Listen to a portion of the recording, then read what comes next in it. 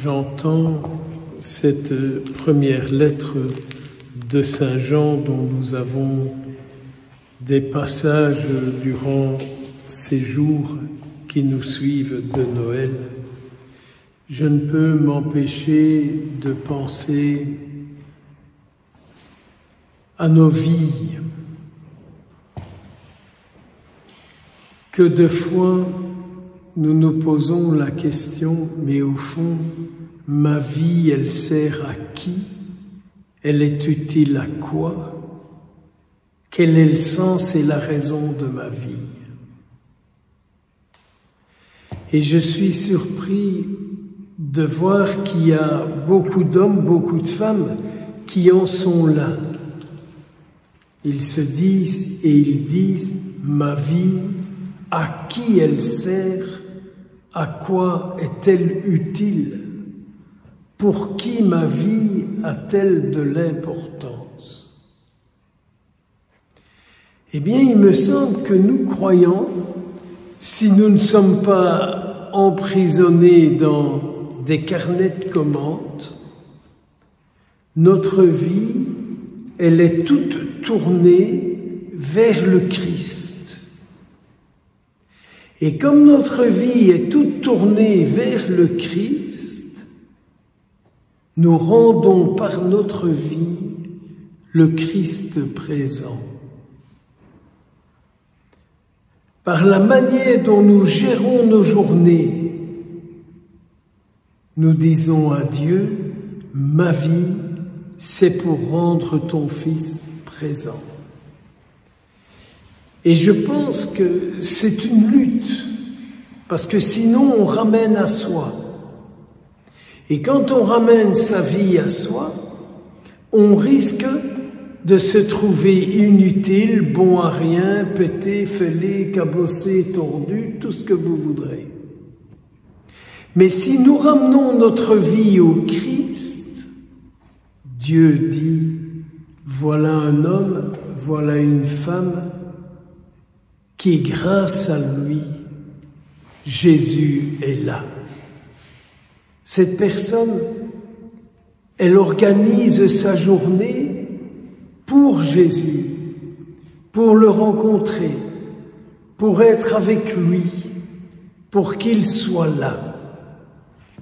Cet homme, cette femme organise sa journée en fonction de Jésus. Parce que cet homme, cette femme a compris que celui qui est vainqueur du monde, c'est le Christ. Celui qui est vainqueur de tout ce qui va de travers dans le monde, c'est le Christ. Et ceux et celles qui sont attachés au Christ et qui vivent par lui, pour lui et en lui, sont vainqueurs de tout ce que le monde propose ou impose à vivre. Plus tard, Jésus dira, « Vous n'êtes pas du monde, vous êtes de Dieu. » Ou il dira encore, « Rendez à César ce qui est à César et à Dieu ce qui est à Dieu. » Et vainqueur du monde, celui qui croit que Jésus est le Fils de Dieu. Si nous pouvions arriver à avoir une vie qui soit une vie vécue pour la vie du Christ, pour la présence du Christ, alors notre vie, elle sera réussie et éternelle parce qu'elle aura été vécue avec le désir de la présence de Dieu et par l'offrande de nous-mêmes qui rend Dieu présent. Est-ce que nous entendons Saint Jean dans cette lettre dire « Celui qui a le Fils possède la vie ». Le monde ne nous dira jamais « Tu possèdes le Christ, alors tu as la vie ». Non, le monde dira « Si tu as du fric, tu possèdes la vie. Si tu es musclé, tu possèdes la vie. Si tu as une grosse bagnole, tu possèdes la vie. Si tu as des beaux fringues, des fringues de marque, alors tu possèdes la vie. Si tu, alors tu possèdes la vie. Et nous disons, je veux posséder la vie telle que Dieu la souhaite, l'a créée et la désire. Voilà comment nous savons que nous sommes en communion avec lui. Parce que nous ne suivons pas l'esprit du monde, parce que nous suivons l'esprit de Dieu. Alors aujourd'hui, quel est le choix qu'on fait? Est-ce qu'on dit au Seigneur, je veux t'offrir ma vie pour que tu vives, et donc délivre-moi de tous ces retours que je peux avoir sur moi-même. Saint Jean dit, je vous écris pour que vous mettiez votre foi dans le nom du Fils de Dieu.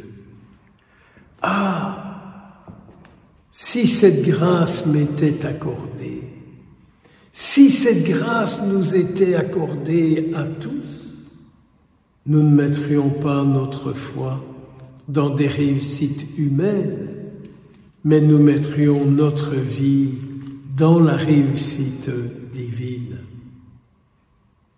Alors voyez-vous, avec cette page d'évangile que nous avons entendue de Saint Marc, qui nous rappelle le baptême de Jésus, Saint Jean-Baptiste dit, « Moi j'ai entendu la voix qui a dit, ça c'est mon fils bien-aimé, écoutez-le. » Mais n'est-ce pas nous, ça, qui avons entendu le ciel dire, ça c'est mon fils bien-aimé, écoutez-le et vous vivrez, vous serez avec moi, je serai avec vous. Alors, est-ce que nous passons nos jours, nos nuits, à ruminer nos misères? Ou bien est-ce que nous passons nos jours et nos nuits à ruminer la réalité, qui est celle de notre désir profond d'écouter le Christ, car c'est lui qui est la vérité, qui est la lumière et qui est la vie.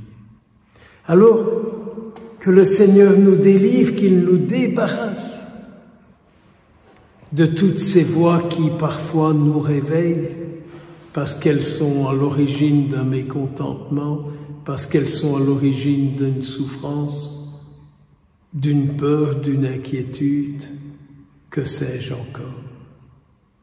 Que ce soit la voix du Fils de Dieu qui nous réveille, qui nous guide, qui nous éclaire. Fils de Dieu, Fils de Marie, Fils de Joseph. Pour notre plus grande gloire, devenons vraiment ce que nous sommes, un enfant de Dieu. Notre gloire, notre réussite, elle est là et uniquement là. Au nom du Père, du Fils et du Saint-Esprit,